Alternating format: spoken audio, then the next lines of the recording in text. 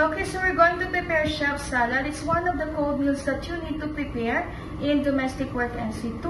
So the ingredients are tomatoes, seeded and cut into wedge, red and green bell pepper, cut into julienne, and cucumber and carrots julienne cut as well.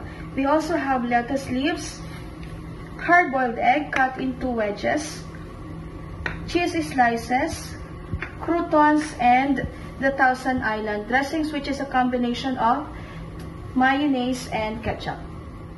For the preparation, in a platter, we are going to arrange or put the lettuce as underliner.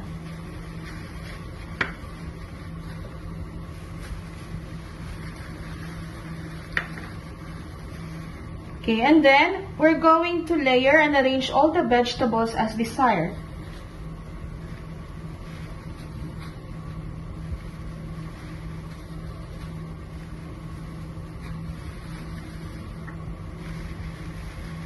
So it's all up to you, depends on your creative mind or however you want it.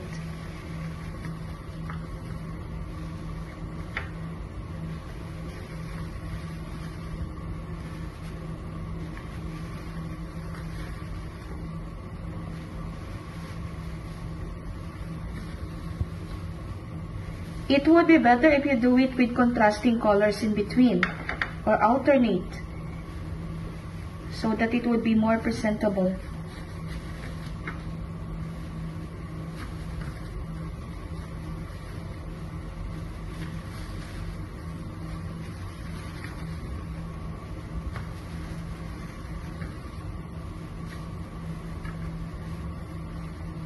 Okay, and then we're going to add the potato wedges, the egg slices.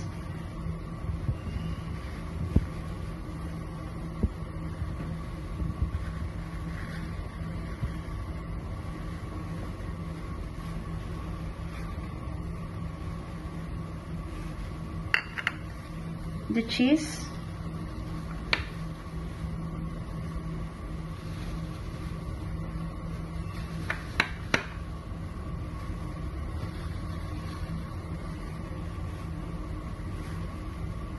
and croutons.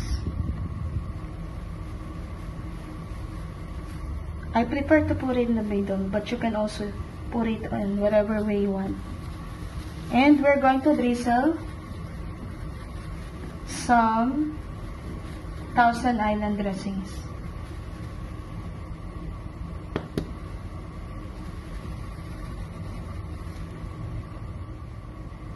Okay, just make sure that your dressing is proportionate to how much vegetable did you put. Ito po yung napakarami nating gulay, and then kukunti lang yung ating dressings.